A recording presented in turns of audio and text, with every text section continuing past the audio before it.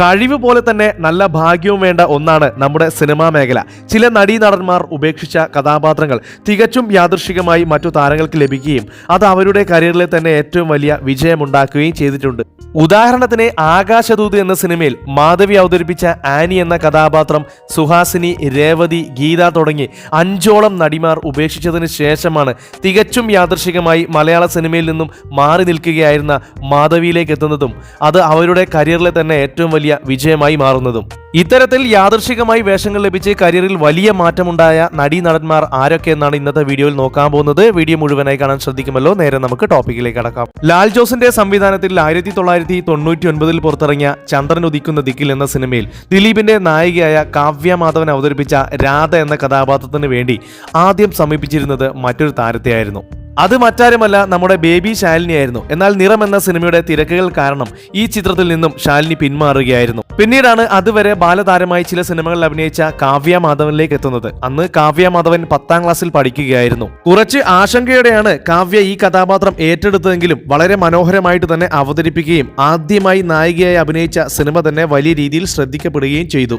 അതുവരെ ബാലതാരമായിരുന്ന കാവ്യ മാധവൻ മലയാളത്തിലെ മുൻനിര നായികമാരുടെ പട്ടികയിലേക്ക് ഈ സിനിമയോടുകൂടി ഉയർന്നു. രാഹുൽ സദാശിവന്റെ സംവിധാനത്തിൽ നമ്മുടെ മെഗാസ്റ്റാർ മമ്മൂട്ടി നായകനായി ഇപ്പോഴും തിയേറ്ററുകളിൽ പ്രദർശനം നടന്നുകൊണ്ടിരിക്കുന്ന ബ്രഹ്മയുഗം എന്ന സിനിമയിൽ അർജുൻ അശോകൻ അവതരിപ്പിച്ച തേവൻ എന്ന കഥാപാത്രത്തിന് വേണ്ടി അണിയറ പ്രവർത്തകർ ആദ്യം സമീപിച്ചിരുന്നത് മറ്റൊരു പ്രമുഖ നടനെയായിരുന്നു. യഥാർത്ഥത്തിൽ തേവൻ എന്ന കഥാപാത്രം ചെയ്യേണ്ടിയിരുന്നത് നമ്മുടെ ആസിഫ് അലിയായിരുന്നു. എന്നാൽ മറ്റു ചില സിനിമകളുടെ തിരക്കുകൾ കാരണം ഈ ചിത്രത്തിന്റെ സെറ്റിൽ ജോയിൻ ചെയ്യാൻ പറ്റാതെ വരികയും പിന്നീട് അണിയറ പ്രവർത്തകർ അർജുൻ അശോകനെ സമീപിക്കുകയുമായിരുന്നു. എന്നാൽ ഈ സിനിമയിലെ തേവൻ എന്ന കഥാപാത്രം അർജുൻ അശോകന്റെ സിനിമാ കരിയറിലെ തന്നെ ഏറ്റവും മികച്ച പ്രകടനമാവുകയും ഒരുപാട് പ്രേക്ഷകരുടെ അഭിനന്ദനങ്ങൾ ഏറ്റുവാങ്ങുകയും സിനിമ വലിയ വിജയം നേടുകയും ചെയ്തിരുന്നു. എന്നാൽ പിന്നീട് ഈ കഥാപാത്രം ചെയ്യാൻ പറ്റാത്തത് തന്റെ സിനിമാ കരിയറിലെ തന്നെ ഏറ്റവും വലിയ നഷ്ടമാണെന്ന് ആസിഫ് അലി തുറന്നു പറഞ്ഞിരുന്നു. സുന്ദർദാസിന്റെ സംവിധാനത്തിൽ ലോഹിദാസിന്റെ രചനയിൽ 1996 പുറത്തിറങ്ങിയ ചിത്രമായിരുന്നു സല്ലാപം. ഈ സിനിമയിൽ മഞ്ജു വാര്യർ അവതരിപ്പിച്ച രാധ എന്ന നായിക കഥാപാത്രം ആദ്യം ചെയ്യേണ്ടിയിരുന്നത് നടി ആനി ആയിരുന്നു. മറ്റു ചില സിനിമകളുടെ തിരക്കുകൾ കാരണമാണ് ആനിക്ക് ഈ സിനിമയിൽ ജോയിൻ ചെയ്യാൻ പറ്റാതെ വന്നത്.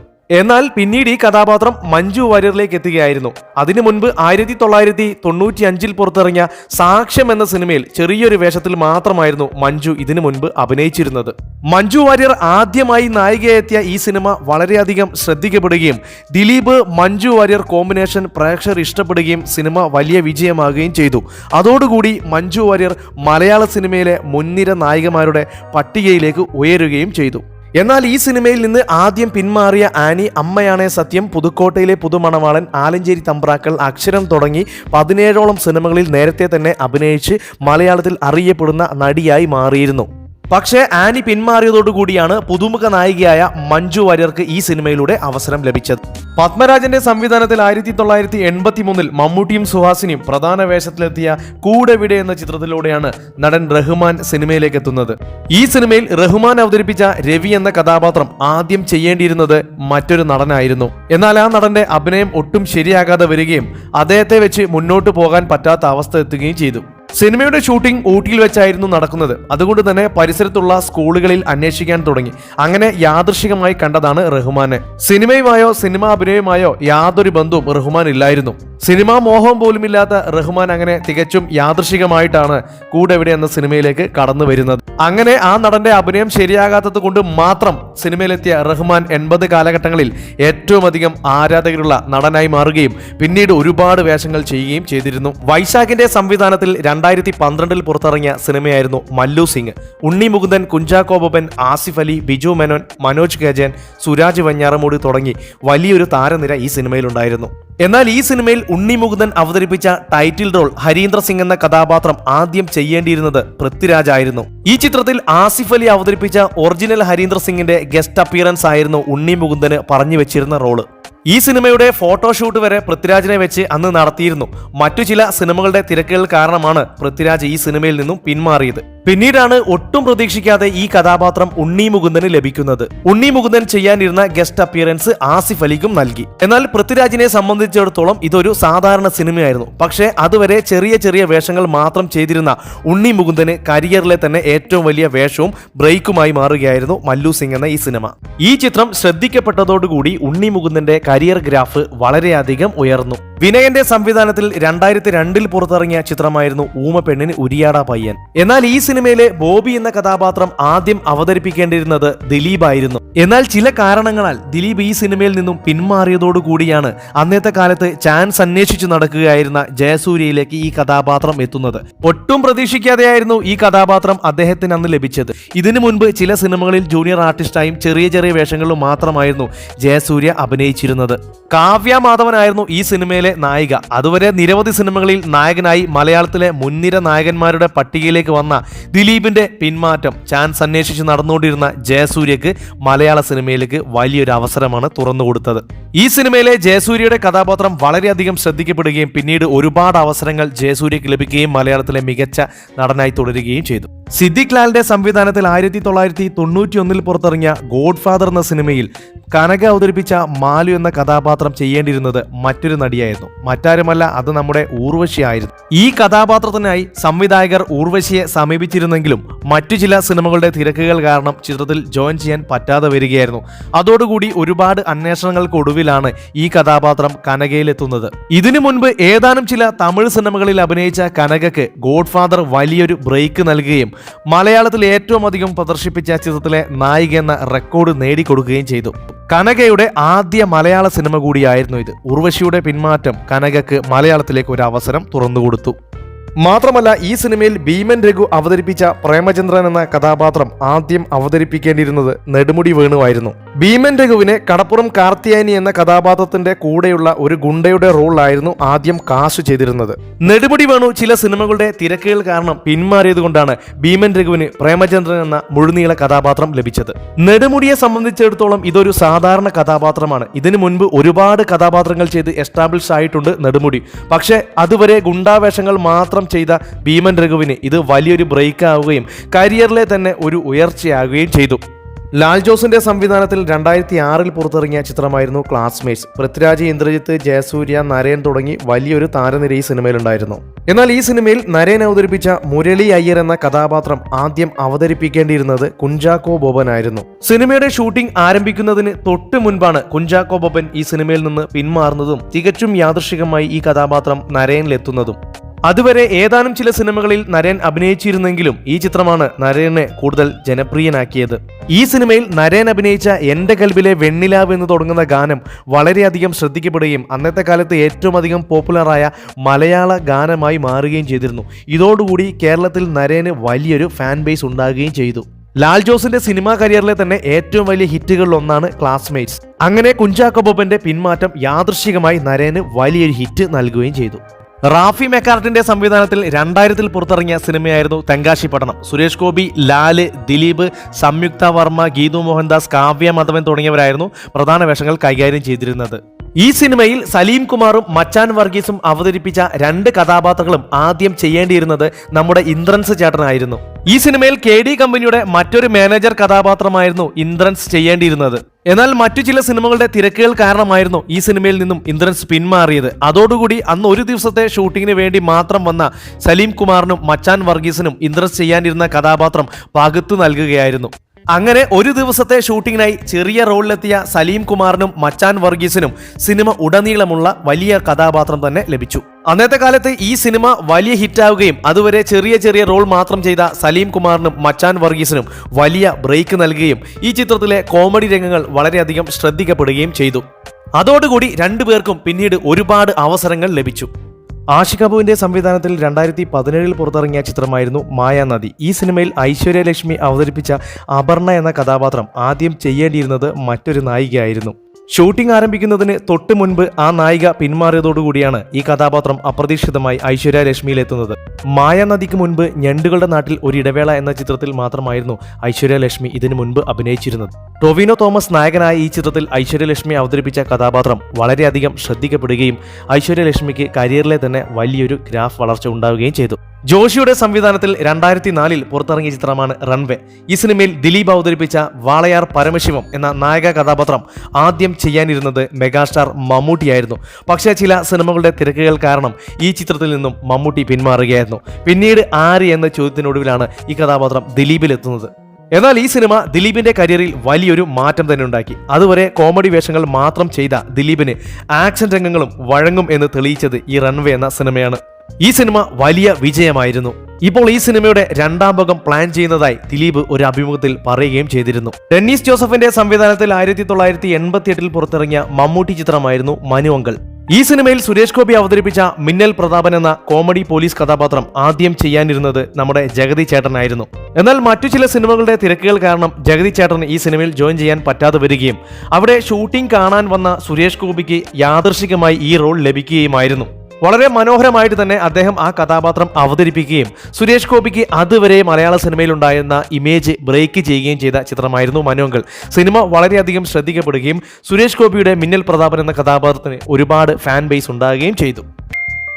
സംയുക്ത വർമ്മ ഏതാനും ചില സിനിമകൾ കൊണ്ട് മലയാളത്തിൽ തന്റെ കഴിവ് തെളിയിച്ച താരമാണ് സംയുക്ത വർമ്മ. 2006 ഹരിഹരന്റെ സംവിധാനത്തിൽ മമ്മൂട്ടി പ്രധാന കഥാപാത്രമായി എത്തിയ സിനിമയായിരുന്നു പഴശ്ശിരാജ. പാൻ ഇന്ത്യൻ ലെവൽ സിനിമയായ പഴശ്ശിരാജ മലയാളത്തിന് പുറമെ തമിഴ്, ഹിന്ദി ഭാഷകളിൽ റിലീസ് ചെയ്തിരുന്നു. ഈ സിനിമയിലെ നായിക കഥാപാത്രത്തിന് വേണ്ടി ആദ്യം ക്ഷണിച്ചിരുന്നത് സംയുക്ത വർമ്മയായിരുന്നു.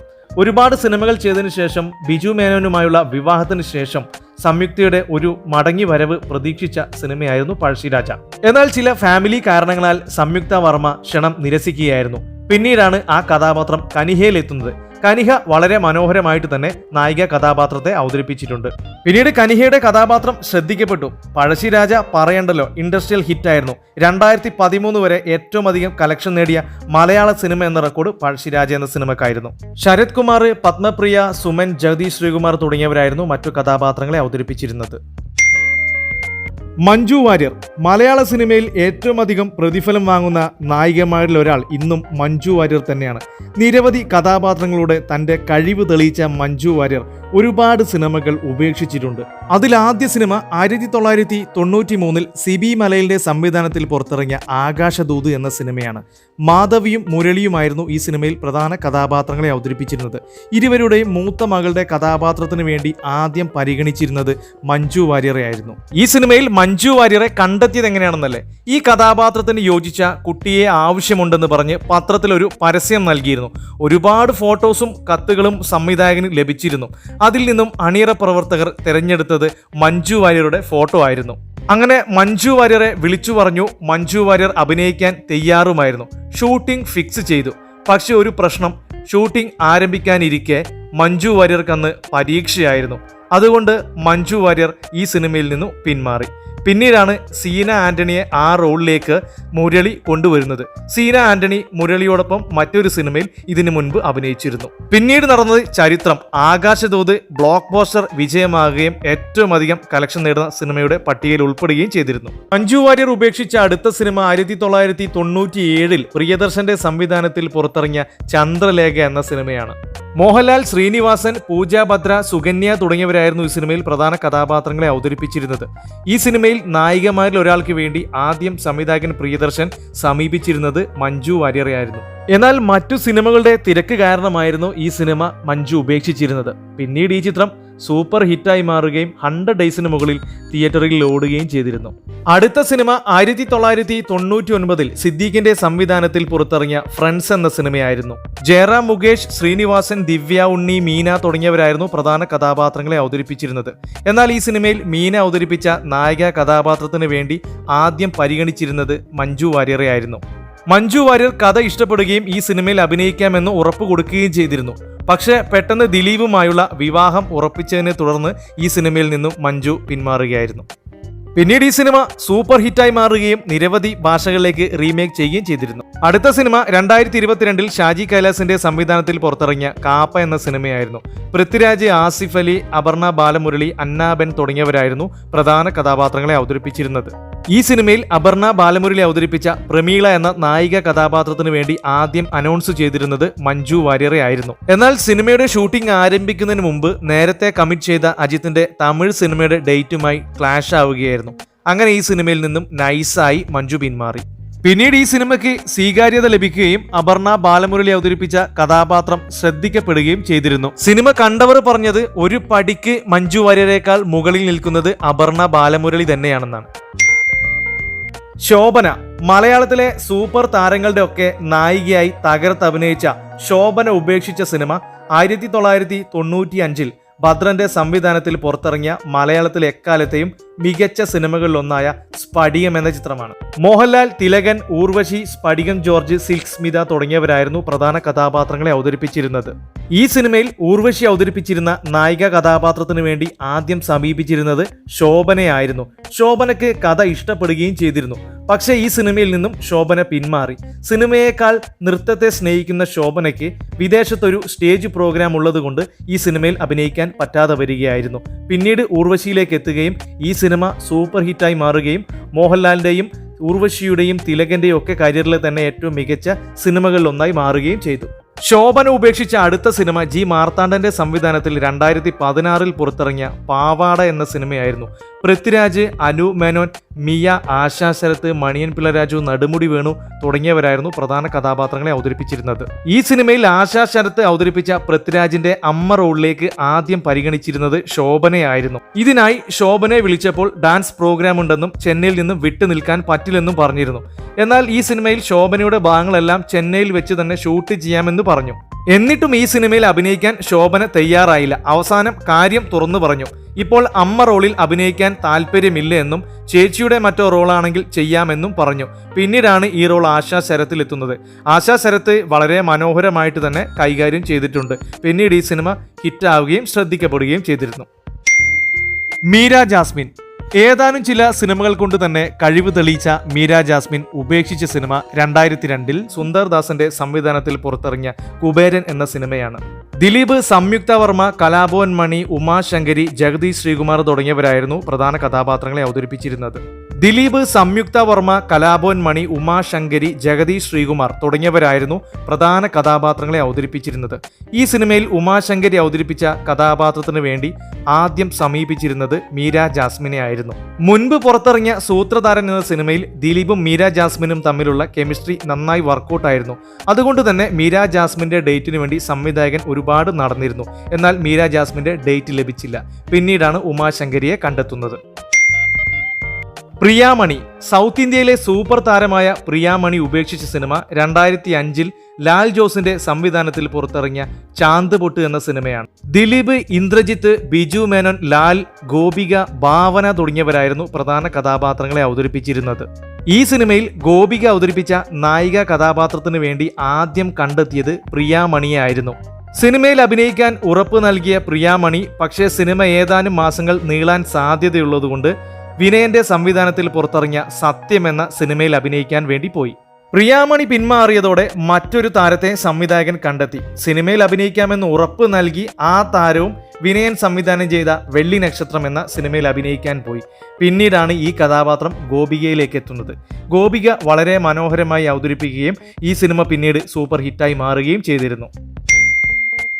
മമത മോഹൻദാസ്. ഒരുപാട് കഥാപാത്രങ്ങൾ അവതരിപ്പിച്ച മമത മോഹൻദാസ് ഉപേക്ഷിച്ച സിനിമ 2009 കോടി രാമകൃഷ്ണന്റെ സംവിധാനത്തിൽ പുറത്തിറങ്ങിയ അരുന്ധതി എന്ന ബ്രഹ്മാണ്ഡ തെലുങ്ക് സിനിമയാണ്. ഈ സിനിമയിലെ നായിക കഥാപാത്രത്തിന് വേണ്ടി ആദ്യം സമീപിച്ചിരുന്നത് മമത മോഹൻദാസിനെ ആയിരുന്നു. പക്ഷേ ചില കാരണങ്ങളാൽ മമത ഈ സിനിമയിൽ നിന്നും പിന്മാറുകയാണ്. പിന്നീടാണ് ഈ കഥാപാത്രം അനുഷ്ക ഷെട്ടിയിലെത്തുന്നത്. അനുഷ്ക ഷെട്ടി വളരെ മനോഹരമായിട്ട് തന്നെ ഈ കഥാപാത്രം കൈകാര്യം ചെയ്തിട്ടുണ്ട്. ഈ സിനിമ ചെയ്തിരുന്നെങ്കിൽ മമതയ്ക്ക് തെലുങ്കിൽ വലിയൊരു സ്റ്റാർഡം നേടിയെടുക്കാൻ സാധിച്ചേനെ. സംവൃത സുനിൽ. ഏതാനും സിനിമകളിൽ അഭിനയിച്ച് ഇപ്പോൾ സിനിമാ രംഗത്ത് നിന്നും വിട്ടുനിൽക്കുന്ന നടിയാണ് സംവൃത സുനിൽ. സംവൃത സുനിൽ ഉപേക്ഷിച്ച സിനിമ 2002 രഞ്ജിത്തിന്റെ സംവിധാനത്തിൽ പുറത്തിറങ്ങിയ നന്ദനം എന്ന സൂപ്പർ ഹിറ്റ് സിനിമയാണ്. പൃഥ്വിരാജ്, നവ്യ നായർ, അരവിന്ദ് ആകാശ്, കവിയൂർ പൊന്നമ്മ, ഇന്നസെന്റ്, ജഗതി തുടങ്ങിയവരാണ് പ്രധാന കഥാപാത്രങ്ങളെ അവതരിപ്പിച്ചിരിക്കുന്നത്.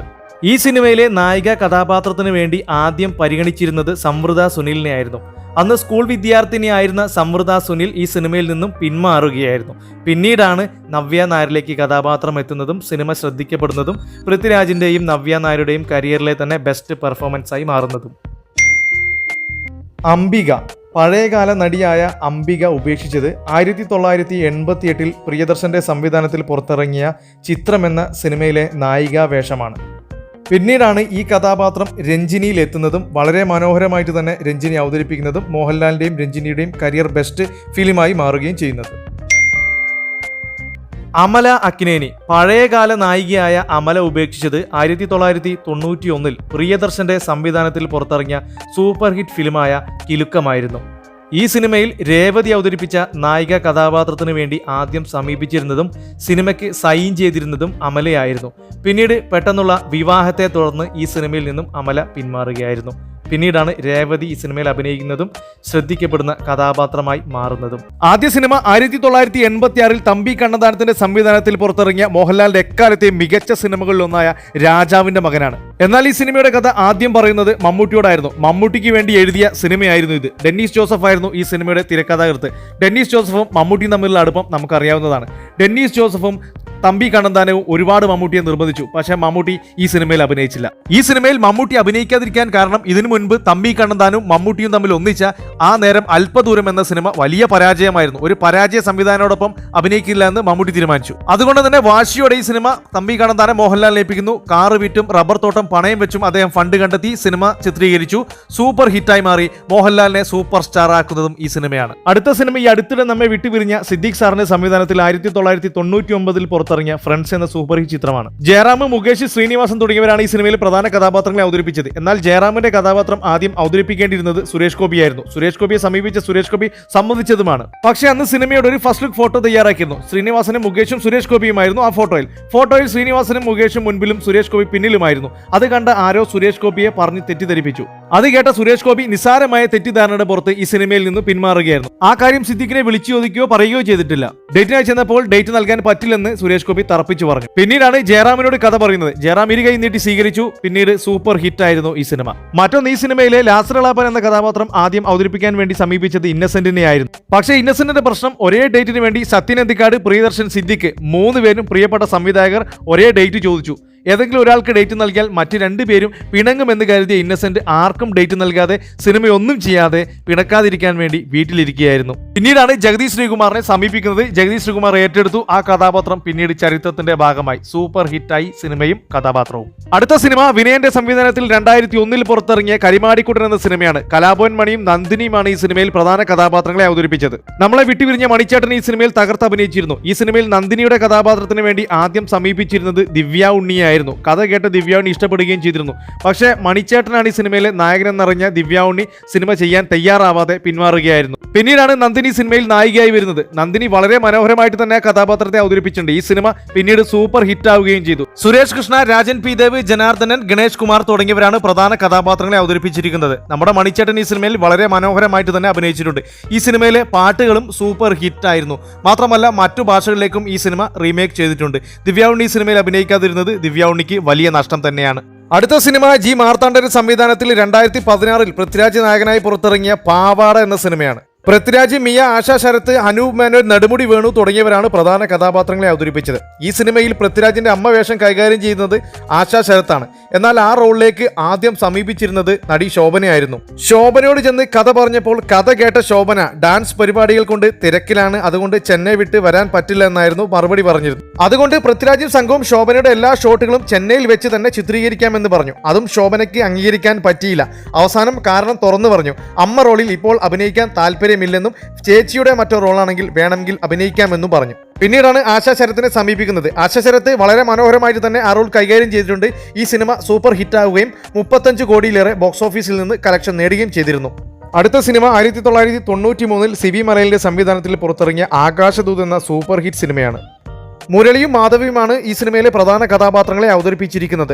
മാധവി അവതരിപ്പിച്ച നായിക കഥാപാത്രത്തിന് വേണ്ടി അണിയറ പ്രവർത്തകർ ആദ്യം സമീപിച്ചിരുന്നത് നടി സുഹാസിനിയായിരുന്നു. കഥ കേട്ട് ഇഷ്ടപ്പെട്ട സുഹാസിനി സിനിമയിൽ നിന്ന് പിന്മാറുകയായിരുന്നു. പിന്നീട് ഈ കഥാപാത്രത്തിനായി നടി ഗീതയെ സമീപിച്ചെങ്കിലും ഗീതയും ഈ കഥാപാത്രം ഏറ്റെടുത്തില്ല. പിന്നീട് ഈ കഥാപാത്രത്തിനായി മലയാളത്തിലെ പ്രമുഖരായ ഒരുപാട് നടിമാരെ സമീപിച്ചെങ്കിലും ആരും ഈ കഥാപാത്രം ഏറ്റെടുക്കാൻ തയ്യാറായില്ല. അവർ പറഞ്ഞ കാരണമെല്ലാം 4 മക്കളുടെ അമ്മയായി അഭിനയിക്കാൻ ആർക്കും താല്പര്യമില്ല. കുട്ടികളുടെ പ്രായം കുറയ്ക്കുകയാണെങ്കിൽ അമ്മയായി അഭിനയിക്കാമെന്ന് ചിലർ പറഞ്ഞിരുന്നു. പിന്നീട് ആരെയും കിട്ടാതെ ഈ സിനിമ ഉപേക്ഷിക്കുമെന്നുള്ള ഘട്ടത്തിലെത്തിയപ്പോഴാണ് മാധവി ഈ കഥാപാത്രത്തെ ഏറ്റെടുക്കുന്നത്. പിന്നീട് ഈ സിനിമ പ്രേക്ഷകർ ഏറ്റെടുക്കുകയും മലയാളത്തിലെ എക്കാലത്തെ മികച്ച സൂപ്പർ ഹിറ്റ് സിനിമകളിൽ ഒന്നാവുകയും ചെയ്തിട്ടുണ്ട്. ഈ കഥാപാത്രം ഉപേക്ഷിച്ചവർക്ക് വലിയ നഷ്ടം തന്നെയാണ്. മറ്റു ഭാഷകളിലേക്ക് ഈ സിനിമ റീമേക്ക് ചെയ്തപ്പോൾ അതിലൊക്കെ അഭിനയിച്ചത് മാധവി തന്നെയാണ്. അടുത്ത ചിത്രം 1990 സിദ്ദിഖ് ലാലിന്റെ സംവിധാനത്തിൽ പുറത്തിറങ്ങിയ ഇൻ ഹരിഹർ നഗർ എന്ന സിനിമയാണ്. സിദ്ദിഖ്, മുകേഷ്, ജഗദീഷ്, അശോകൻ തുടങ്ങിയവരാണ് പ്രധാന കഥാപാത്രങ്ങളെ അവതരിപ്പിച്ചിരിക്കുന്നത്. ഈ സിനിമയിലെ വില്ലൻ കഥാപാത്രത്തെ അവതരിപ്പിച്ചിരിക്കുന്നത് റിസബാബയാണ്. റിസബാബ അവതരിപ്പിച്ചിരിക്കുന്ന ജോൺ ഹോനായി എന്ന കഥാപാത്രത്തിന് വേണ്ടി ആദ്യം സംവിധായകർ സമീപിച്ചിരുന്നത് തമിഴിലെ സൂപ്പർ ഹിറ്റ് വില്ലൻ രഘുവരനെയായിരുന്നു. എന്നാൽ കഥ കേട്ട് ഇഷ്ടപ്പെട്ട രഘുവരന് ഈ സിനിമയിൽ അഭിനയിക്കാൻ പറ്റാതിരുന്നത് ഡേറ്റിന്റെ പ്രശ്നം കൊണ്ടായിരുന്നു. മറ്റു സിനിമകളുടെ തിരക്ക് കാരണം ഈ സിനിമയിൽ നിന്നും പിന്മാറുകയായിരുന്നു. പിന്നീട് ഹരിഹർ നഗർ എന്ന സിനിമയും ജോൺ ഹോനായും സൂപ്പർ ഹിറ്റായി മാറുകയും ചെയ്തിരുന്നു. അടുത്ത സിനിമ 2023 ഷാജി കൈലാസിന്റെ സംവിധാനത്തിൽ പുറത്തിറങ്ങിയ സൂപ്പർ ഹിറ്റ് ചിത്രം കടുവയാണ്.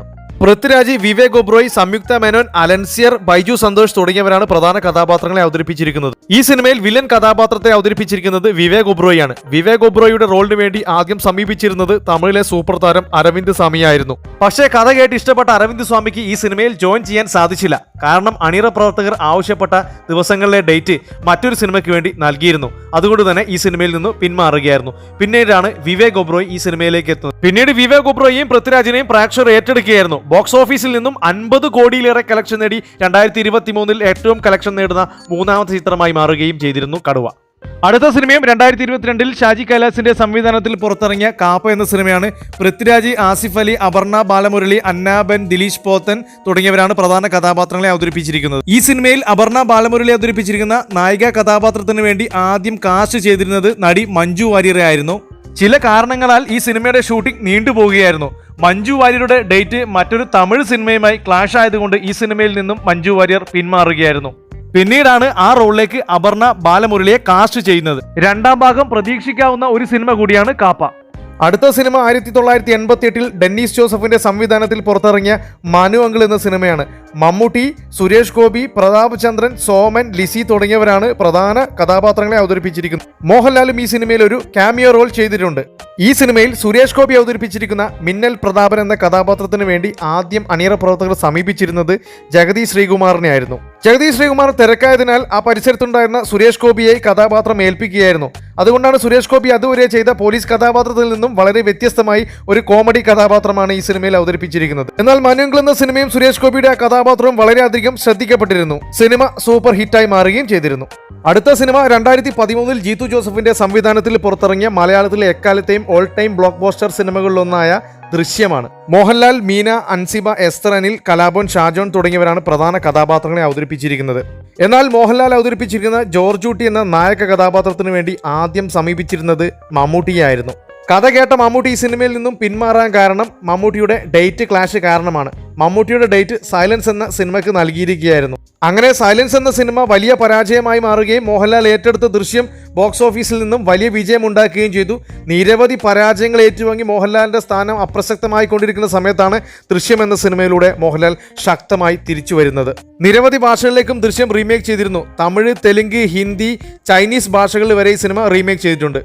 ഇതിന്റെ സീക്വലായ ദൃശ്യം 2 വലിയ വിജയമായിരുന്നു. ദൃശ്യം 3 വേണ്ടി കാത്തിരിക്കുകയാണ് സിനിമാ പ്രേക്ഷകർ. അടുത്ത സിനിമ സിബി മലയിലിന്റെ സംവിധാനത്തിൽ 1998 പുറത്തിറങ്ങിയ സൂപ്പർ ഹിറ്റ് ചിത്രം സമ്മർ ഇൻ ബത്ലഹേം എന്ന സിനിമയാണ്. സുരേഷ് ഗോപി, ജയറാം, മഞ്ജു വാര്യർ, മോഹൻലാൽ, കലാഭവൻ മണി തുടങ്ങിയവരാണ് പ്രധാന കഥാപാത്രങ്ങളെ അവതരിപ്പിച്ചിരിക്കുന്നത്. എന്നാൽ ഈ സിനിമയിൽ കലാഭവൻ മണി അവതരിപ്പിച്ചിരിക്കുന്ന കഥാപാത്രത്തിന് വേണ്ടി ആദ്യം തിരഞ്ഞെടുത്തിരുന്നത് നടൻ കുതിരവട്ടം പപ്പുവിനെയായിരുന്നു. കുതിരവട്ടം പപ്പു ഈ സിനിമയിൽ ജോയിൻ ചെയ്യുകയും 1-2 സീനുകൾ ഷൂട്ട് ചെയ്യുകയും ചെയ്തിരുന്നു. ഒരു പാട്ടുരംഗം ചിത്രീകരിക്കുന്നതിനിടയിൽ കുതിരവട്ടം പപ്പു സ്റ്റെപ്പ് കയറുന്ന രംഗങ്ങൾ ഉണ്ടായിരുന്നു. കുതിരവട്ടം പപ്പു സ്റ്റെപ്പ് കയറുമ്പോൾ കടുത്ത ശ്വാസമുട്ട് അനുഭവപ്പെടുകയും ഈ സിനിമയിൽ നിന്നും തന്നെ ഒഴിവാക്കി തരണമെന്ന് സംവിധായകനോട് അഭ്യർത്ഥിക്കുകയും ചെയ്തിരുന്നു. പിന്നീടാണ് കലാഭവൻ മണിയിലേക്ക് എത്തുന്നത്. കലാഭവൻ മണി ഈ റോൾ വളരെ മനോഹരമായിട്ട് തന്നെ അവതരിപ്പിച്ചിട്ടുണ്ട്.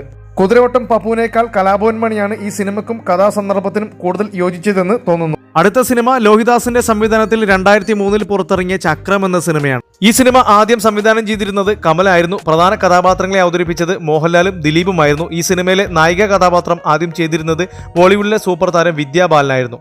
ഒരുപാട് രംഗങ്ങൾ ഷൂട്ട് ചെയ്തതിനു ശേഷമാണ് ഈ സിനിമയിൽ നിന്ന് മോഹൻലാലും ദിലീപും പിന്മാറിയത്. പിന്നീടാണ് മോഹൻലാലിന്റെ കഥാപാത്രം പൃഥ്വിരാജും ദിലീപിന്റെ കഥാപാത്രം വിജീഷ് എന്ന നടനും ഏറ്റെടുക്കുന്നത്. നായികയായി ബീര ജാസ്മിനും വന്നു. ഈ സിനിമയുടെ തിരക്കഥാകൃത്തായ ലോഹിദാസ് ആണ് ഈ സിനിമ പിന്നീട് സംവിധാനം ചെയ്തത്. ലോഹിദാസുമായുണ്ടായ ആശയക്കുഴപ്പവും പിന്നീട് ഒരുപാട് പ്രശ്നങ്ങളുമാണ് മോഹൻലാലും ദിലീപും കമലും ഈ സിനിമയിൽ നിന്ന് പിന്മാറാൻ കാരണം. എന്നാൽ ഈ സിനിമയ്ക്ക് ബോക്സ് ഓഫീസിൽ വേണ്ടത്ര വിജയം ഉണ്ടാക്കാൻ സാധിച്ചിരുന്നില്ല. അടുത്ത സിനിമ ലാൽ ജോസിന്റെ സംവിധാനത്തിൽ 2006 പുറത്തിറങ്ങിയ സൂപ്പർ ഹിറ്റ് ചിത്രം ക്ലാസ്മേറ്റ്സ് ആണ്. പൃഥ്വിരാജ്, കാവ്യ മാധവൻ, ഇന്ദ്രജിത്ത്, ജയസൂര്യ, നരേൻ തുടങ്ങിയവരാണ് പ്രധാന കഥാപാത്രങ്ങളെ അവതരിപ്പിച്ചിരിക്കുന്നത്. ഈ സിനിമയിൽ നരേൻ അവതരിപ്പിച്ച കഥാപാത്രത്തിന് വേണ്ടി അണിയറ പ്രവർത്തകർ ആദ്യം സമീപിച്ചിരുന്നത് കുഞ്ചാക്കോ ബോബനെയായിരുന്നു. മറ്റു സിനിമകളുടെ തിരക്ക് കാരണം കുഞ്ചാക്കോ ബോബൻ ഈ സിനിമയിൽ നിന്നും പിന്മാറുകയായിരുന്നു. പിന്നീട് ക്ലാസ്മേറ്റ്സ് വലിയ ഹിറ്റായി മാറുകയും നരേന്റെ കഥാപാത്രം ശ്രദ്ധിക്കപ്പെടുകയും ചെയ്തിരുന്നു. മാത്രമല്ല കേരളമൊട്ടാകെ സിനിമ വലിയൊരു തരംഗം സൃഷ്ടിക്കുകയും ചെയ്തിരുന്നു. ഇത്രയും സിനിമകളാണ് ഇന്നത്തെ ലിസ്റ്റിൽ ഉൾപ്പെടുത്തിയിരിക്കുന്നത്. നിങ്ങൾക്ക് വീഡിയോ ഇഷ്ടപ്പെടുകയാണെങ്കിൽ ചാനൽ സബ്സ്ക്രൈബ് ചെയ്ത് സപ്പോർട്ട് ചെയ്യാൻ മറക്കരുത്. നിങ്ങളുടെ സപ്പോർട്ട് ഉണ്ടെങ്കിൽ ഇത്തരത്തിൽ ഒരുപാട് വീഡിയോസ് നമുക്ക് വീണ്ടും അപ്ലോഡ് ചെയ്യാം.